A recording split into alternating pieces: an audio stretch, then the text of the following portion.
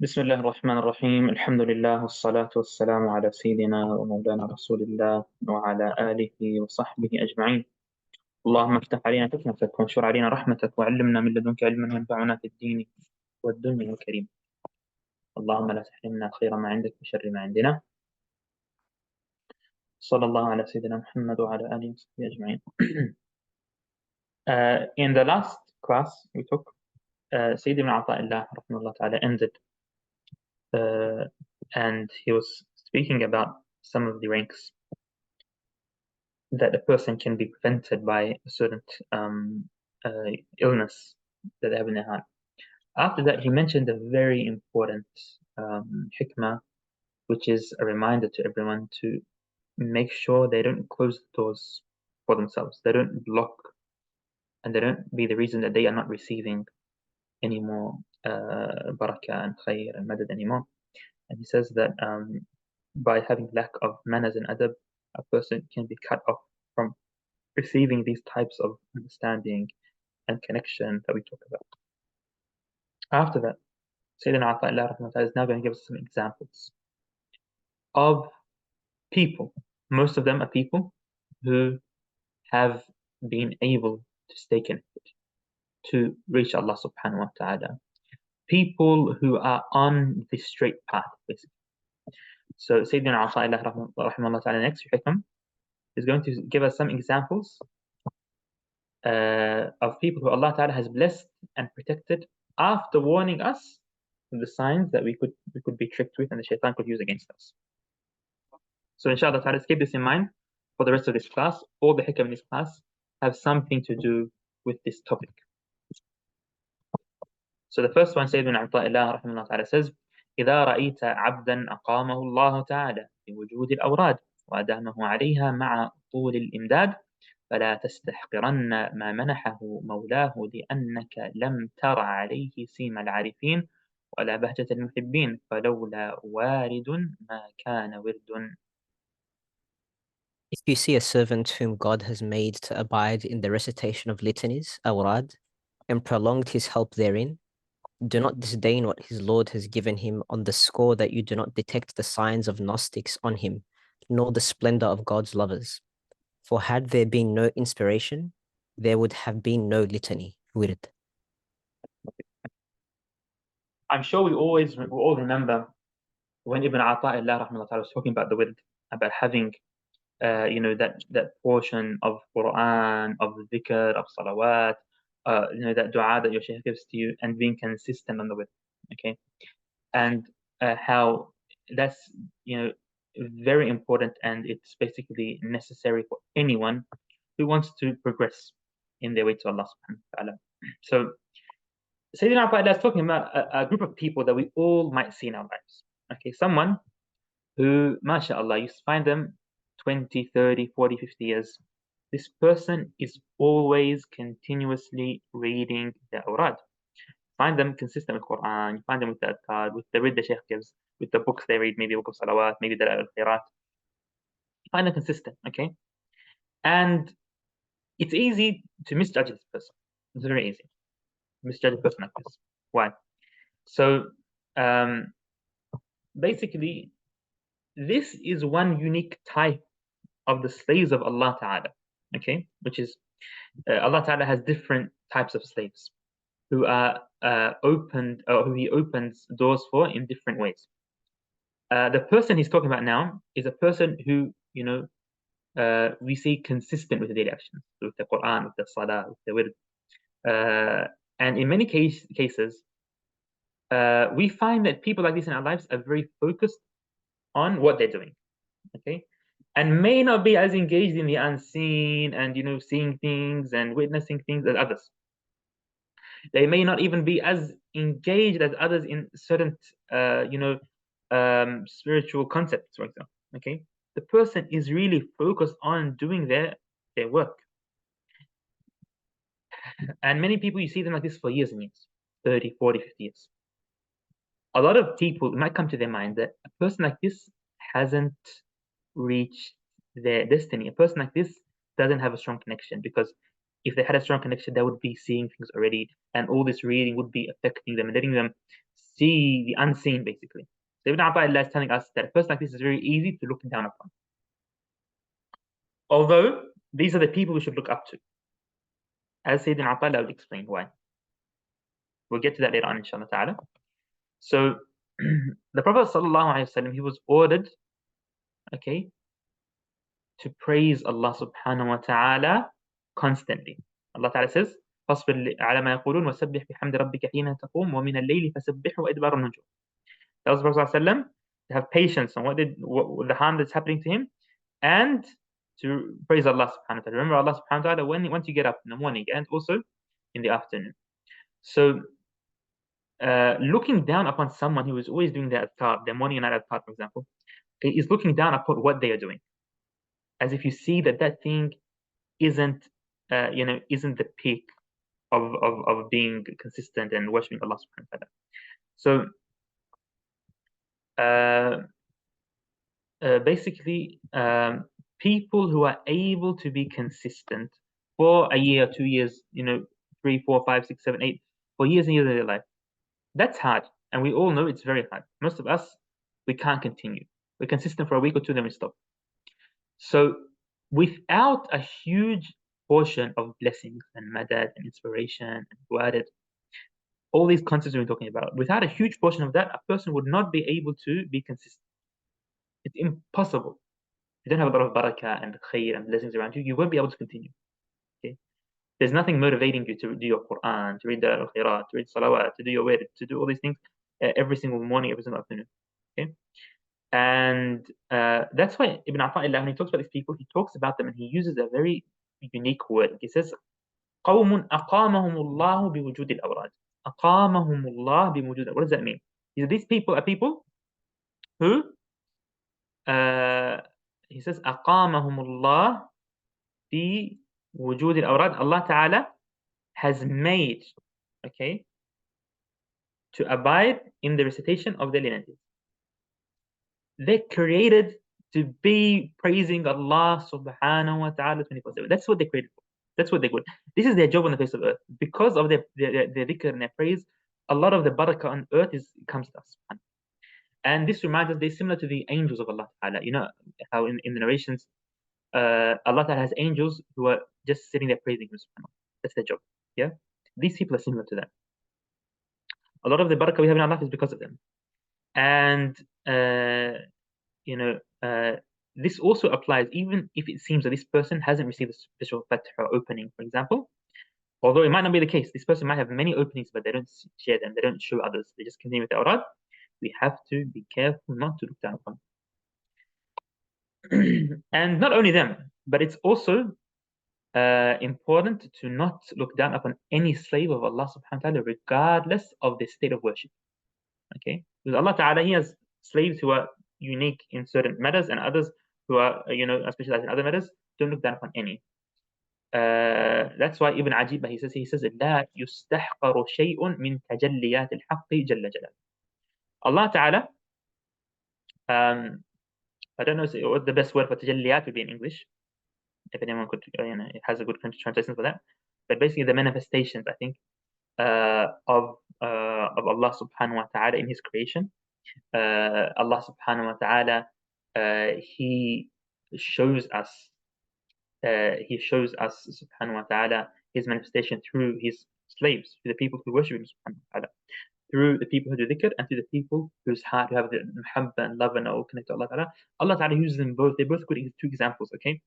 You shouldn't look down upon either of them, because this is Allah subhanahu wa ta'ala manifesting through His slaves. So it's very important to not look down upon them. And even those who are sinful, we don't look down upon. Not only the slaves, those who seem like they're righteous, even those who are sinful, we don't look down upon anyone. And that's why Abu al-Hasan al-Harrani said, ارحم بني جميع الخلق كلهم وانظر إليهم بعين اللطف والشفاء. وقر كبيرهم وارحم صغيرهم وراعي في كل خلق حق من خلق. He says, oh my son, make sure that you have mercy towards all of the creation of Allah Ta'ala, and look at them through the eye of mercy and being soft. وقر كبيرهم, respect the elder. وارحم صغيرهم, and have mercy on the young. وراعي في كل خلق حق من خلقه, and make sure you are keen to notice and keep in mind and to respect the right of the one who created every one of his creation when dealing with his creations. No. So Sayyidina ʿAṭā, after that, he continues the same topic. So he says, قوم أقامهم الحق بخدمته وقوم اختصهم بمحبته كلا نمد هؤلاء وهؤلاء من عطاء ربك وما كان عطاء ربك محظورا. God makes some people remain in the service of him, and he singles out others to love him. All do we aid, these as well as those, out of the bounty of thy Lord, and the bounty of thy Lord is not limited. So Sayyidina ʿAṭā continues, rahimahullah ta'ala, and he mentions that basically that there's two types of slaves of Allah subhanahu wa ta'ala who are basically unique in the aspect that they are the people who Allah ta'ala uses to manifest his ʿazama, his greatness through. We could say abd ri'aya and abd inaya. So a slave of Allah ta'ala who Allah ta'ala has nurtured, and a slave of Allah ta'ala who Allah ta'ala has protected, has kept safe. Okay? So the people who are blessed to be in a state of khidmah, of service, of physical action their whole life, okay, that's one type. And there's people who are blessed to be in a state of love and mahabba and attachment. That's more visual and more apparent in their actions than their physical actions. These are the two main sides or examples of true slaves of Allah subhanahu wa ta'ala. Allah ta'ala has protected. So the first kind, people who are into physical actions, these people, you could say they are the people of khidmah, the people of service, the people who do. And that's their way to reach Allah subhanahu wa ta'ala. The scholars say that there are three types of people of physical action, of khidmah. Okay, the first one is a zahid. If you see someone who is zahid, means someone who runs away from the creation of Allah ta'ala to be alone with their own a'mal, their own awrad. So someone who basically is a little bit isolated in a good way, and that's their focus. They just want to worship Allah ta'ala alone. Number two, someone who is an abid, who's focused on physical worship. They pray Allah, they do a lot of salawat, a lot of siyam, a lot of hajj, a lot of things like that. Ahl al-Ta'a, people of obedience. People, they're super keen on doing everything to the book, and that's the way they focus. These three people are the first type. And the previous hikmah talks about these people. Okay, people who are doing action, the reading, the salah, the ibadah. Okay, that's the first example. The second group of people are people Allah Ta'ala blessed to always be in a state of love, of mahabba. That's the way to Allah subhanahu wa ta'ala. And there are also three kinds of people who reach Allah Ta'ala through love. And you might see these three examples in your life many times. The first to say is a muhib, is a general lover, someone who has love. Okay, who the definition of this person is someone who puts his beloved before everything. He always puts Allah Ta'ala first. He loves Allah Ta'ala, he doesn't care about anything else. The second is an arif, person of understanding. This person, he doesn't only put Allah Ta'ala first, but he witnesses Allah Ta'ala in everything. He witnesses that everything is through Allah Subhanahu wa Ta'ala. And the last is a wasil, someone who has reached his final destination, and he's a person who is content with Allah Ta'ala. He doesn't need anything else. He doesn't have any desire in anything other than Allah Subhanahu wa Ta'ala. So both groups are mentioned in the ayah of Quran that we mentioned before. يَجْتَبِي إِلَيْهِ مَن يَشَاءُ وَيَهْدِي إِلَيْهِ. Allah Ta'ala, He pulls towards Him who He wants, and He guides those who seek guidance to Him, step by step, basically, towards Allah Subhanahu wa Ta'ala. Now, so because of this, subhanAllah, Abu Yazid al-Bustami used to mention that some of the slaves of Allah Ta'ala knew that they were not able to carry the weight of His love and understanding the greatness of his love, so he made them busy in their life with worshipping him subhanahu wa ta'ala. And they're both going to reach Allah subhanahu wa ta'ala, basically. That's their way to reach Allah subhanahu wa ta'ala. And Abu al-Abbas al-Daynuri, he says, إِنَّ اللَّهِ عِبَادًا لَمْ يَسْتَصْلِحْهُمْ لِمَعْرِفَتِهِ فَشَغَلَهُم بِخِدْمَتِهِ. Says that some of the sayings of Allah ta'ala, it doesn't match their temperament to have that ma'rifah, that deep understanding of Allah subhanahu wa ta'ala. So he used them in his service to worship him subhanahu wa ta'ala. وَلَهُ عِبَادٌ لَمْ يَسْتَصْلِحْهُمْ لِخِدْمَتِهِ فَأَهَلَهُم لِمَحَبَّتِهِ. And he has other slaves who they're not able to, their temperament doesn't work with that extra amount of constant khidmah. So he uses them and puts them in a place of love and mahabba. And subhanallah, that is the reality of the slave of Allah. How do you find people who are more towards one side and some who are more towards the other side, and both are good? The scholars would say, أهل الخدمة تجلى لهم الحق بصفة الجلال. That the people of khidmah, Allah Ta'ala has manifested through them by showing His greatness, His ʿAṭā, basically. And because of that, they can't deal to be too close to other than Him subhanahu wa ta'ala. And the others, Allah Ta'ala has manifested His jamal, His beauty through them, so they're able to live in this life normally. But because of the beauty of Allah Ta'ala, they're always so connected to Him, and they're always continuously worshiping Allah subhanahu. No. So as we said, most of the time, the first group can be misjudged for not being attached to Allah Ta'ala, and the second can be misjudged for being slack on the daily actions, and they're both people of Allah subhanahu wa ta'ala. Sayyidina ʿAṭā rahimahullah ta'ala, he says, قَلَّمَا تَكُونُ الْوَارِدَاتُ الْإِلَهِيَّةُ إِلَّا بَغْتَةً صِيَانَةً لَهَا أَنْ يَدَّعِيَهَا الْعِبَادُ بِوُجُودِ الِاسْتِعْدَادِ.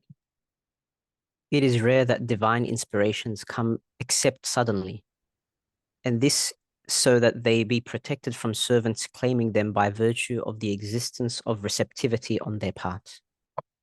Okay, so basically, Sayyidina ʿAṭā has mentioned that both of these two groups of slaves of Allah Ta'ala are people who have inspiration by Allah subhanahu wa ta'ala, people who are attached to Allah subhanahu wa ta'ala. This inspiration we've been talking about for a few classes, okay? It's not something that a person can seek through certain actions, as we mentioned before. It comes suddenly. And basically, it's a sign that Allah Ta'ala has kept this person connected. It's a sign that what you're doing is right, but it's not something a person can claim or can work to. And this is easy to understand after all the things we've been explaining throughout the last 2 or 3 classes. So, Sayyidi Abdul Qadir al-Jilani Qaddas Allah Sirra al-Aziz al-Alim, he says the reason, he says that basically he was talking in one of his classes, or he's talking about the difference between the waridat, the inspiration of Allah Ta'ala, and the ideas that come from shaitan. And he says that the inspiration from Allah Ta'ala does not come through seeking it, and it doesn't leave through basically doing anything that makes it leave. You can't control it coming or leaving you. ولا يأتي على نمط واحد, and it doesn't have a specific form that it comes in. ولا في وقت واحد, nor does it have a specific time. والطوارق الشيطانية بخلاف ذلك. And shaitan's inspiration and waswas and bad ideas, it's not like that. You can predict that. Yeah, it would come through doubt. It would come in certain times. It would come in certain states. And subhanAllah, that is the main way to differentiate between these two. So always be on the side of Allah subhanahu wa ta'ala, as we mentioned in many classes. نعم, Sayyidi Zarruq, he says al-Ḥikam min ityaniha, that the reason or the wisdom behind the inspiration of Allah Ta'ala coming suddenly is 3 things. The first is that so that a slave of Allah Ta'ala understands the blessing of Allah Ta'ala and how this inspiration is a gift. looks at it as a gift from Allah Ta'ala. So it comes suddenly. It's not expected. The second is so that the person gets excited and respects the gift. And the third is so that a person is basically is protective over that inspiration. If it's something that you might not come again, you don't know when it'll come and it will leave, you become protective, and that way you have that beautiful connection between you and between the inspiration of Allah Ta'ala, and you don't just take it as something that you take for granted. Sayyidina Āṭā, okay, after mentioning that these inspirations are only gifted to people who, so he mentioned the people of these inspirations. He wants to draw our attention to the concept that these inspirations are only gifted to people who respect them and appreciate them. Okay, just like we just said, that the reason they come suddenly is so that you can appreciate them. And people who don't betray the trust, the aman of Allah subhanahu wa ta'ala. So Sayyidina Āṭā, he's talking about one of the signs of people who don't deserve trust of Allah, don't deserve these things. So he says, مَنْ رَأَيْتَهُ مُجِيبًا عَلَى كُلِّ مَا سُئِلَ مُعَبِّرًا عَنْ كُلِّ مَا شَهِدَ ذَاكِرًا كُلَّ مَا عَلِمَ فَاسْتَدِلْ بِذَلِكَ عَلَى وُجُودِ جَهْلِهِ. Infer the presence of ignorance in anyone whom you see answering all that he is asked, or giving expression to all that he witnesses, or mentioning all that he knows. So, subhanAllah, these are signs of a person who doesn't have full respect to Allah subhanahu wa ta'ala. And the people of knowledge, you find them very shy when it comes to answering questions. They don't jump to just answering anything. You find them very hesitative answering questions. And this hikmah really reminds me of one of the hadith عن أبي أيوب الأنصاري أبي أيوب الأنصاري رضي الله عنه, narrated that the Prophet says, حلوا أنفسكم بالطاعة. Beautify yourselves with the worship of Allah subhanahu wa ta'ala. وألبسوها قناع المخاف. And then basically wear or put on the helmet and the shield of fear of Allah subhanahu wa ta'ala. وَاجْعَلُوا آخِرَتَكُمْ لأنفسكم وسعيكم في مستقركم. And make sure your hereafter is for you and your actions are for your hereafter, where you're going to inshallah ta'ala be established. وَاعْلَمُوا أَنَّكُمْ عَنْ قَلِيلٍ رَاحِلُونَ. And know that soon you will leave this life. وَإِلَى اللَّهِ سَائِرُونَ. And that you are on your journey towards Allah subhanahu wa ta'ala. وَلَا يُغْنِي عَنْكُمْ هُنَالِكَ إِلَّا صَالِحَ عَمَلٍ قَدَّمْتُمْ. And that nothing is going to help you in hereafter other than good actions that you have presented to Allah subhanahu wa ta'ala, أو حسن ثواب جزيتموه, or a beautiful reward from Allah subhanahu wa ta'ala. إنكم إنما تختمون على ما قدمتم. You're going to meet what you have gifted and what you have presented and what you have left for yourself. You are the one who invests in your hereafter, and you invest what you want. وتجازون على ما أسلفتم. And you will be judged for what you have left behind, what you have done. فلا تخدعنكم زخارف الدنيا. Don't let the beauty and this false world distract you. Don't let it trick you. عن مراتب جنات عالية. Don't let it trick you and prevent you from beautiful gardens of Jannah that Allah Ta'ala has promised you. نعم. فكأن قد كشف القناع وارتفع الثياب ولاقى كل امرئ مستقره وعرف مثواه منقلبه. This hadith is, and inshallah I have made a mistake in translating it. It's a very beautiful hadith that really tells a Muslim, reminds a Muslim of the priority in this life. That our priority is Allah subhanahu wa ta'ala. And that what we are working for is a reality. It's not something false. And that we need to be serious about our religion. We need to take our journey towards Allah Ta'ala seriously. And we need to understand that without Allah subhanahu wa ta'ala we are nothing. this dunya doesn't mean anything without Allah subhanahu wa ta'ala. And having this as a reminder is very important for someone who is trying to progress towards Allah subhanahu wa ta'ala. Inshallah ta'ala, time is up, so we'll stop here. Sallallahu ala Sayyidina Muhammad wa ala alihi wa sahbihi ajma'in. Any questions, inshallah, we can take them.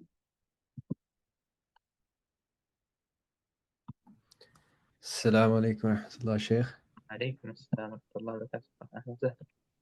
I just had a quick question on the mentioning all that he knows part, because sometimes we have this tendency to want to share our knowledge for the benefit of others. And I just wanted to know the distinction there. Beautiful idea. It's very important. So sharing your knowledge is very important. Just there's many advice I can give, but one small advice, which is probably beneficial for everyone, is that when we share knowledge, we just have in our minds that we don't jump to other conclusions. We don't try to basically explain things in our own way when we're not 100% sure and we haven't heard from a shaykh basically exactly that definition. So we can share, you know what I mean? Like you can share the words you hear, for example. You can share the sayings that you hear. You can share your experience, but don't go into interpreting things in a way that you're not sure of. That might go against the reality, basically. So having that approach is very important. Then inshallah ta'ala, it's fine to share.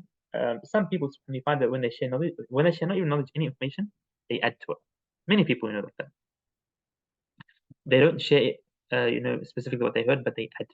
And their addition sometimes is explanation, and it turns into, the third person, the fourth person, actually contributing that addition to the shaykh, for example, the person you heard from, and then subhanAllah, the story keeps on getting twisted. So it's important that we share knowledge, that we share with the ones who request us, but we try our best to remember the details of what we heard.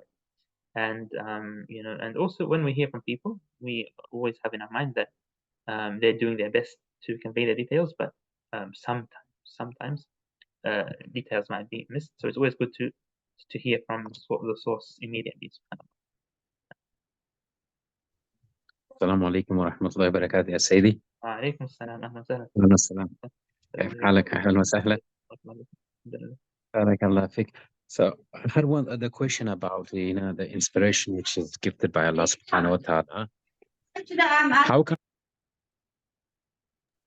How can we differentiate between the istidraj and knowing that the inspiration is whether from shaitan or Allah subhanahu wa ta'ala? Because this is really important for me.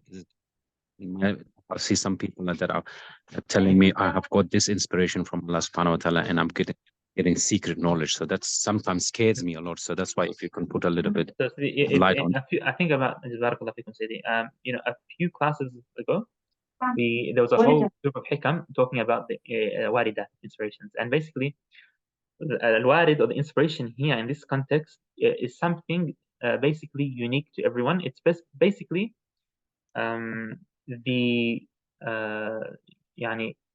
when you're sitting there, for example, doing dhikr, when you're in a state of closeness to Allah Ta'ala, and then you get either inspiration could be a good idea, it could be basically understanding that you get or something unique to you,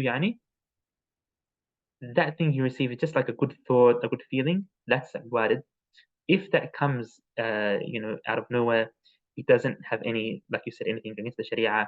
It's something basically that pushes you to go forward. Then that is basically what we're talking about. So other people's inspirations don't really, they're not really unique to you. It's basically if you're in a close state to Allah Ta'ala, you would receive some of the inspirations. You might not, you might receive them. Inshallah, after the class, I'll send you that class which talks in detail about what the inspiration is and how to tell what the inspiration is, inshallah ta'ala. There's a whole class on that. But generally, we're talking about a specific type of inspiration, not talking about, the concept of kashf and other things. That is something higher that has even more difficult conditions. We're just talking about the inspiration, a good idea, a good so they say al-waridat, something that comes to you, positive things that come to you while you're in a good state close to Allah subhanahu wa ta'ala. That's what Sayyidina Ta'ala is talking about in this ḥikam. الله يبارك الله يبارك سيدي شيخنا. الله يبارك. طيب إن شاء الله stop here. صلى الله عليه وسلم على سيدنا محمد وعلى آله وصحبه أجمعين.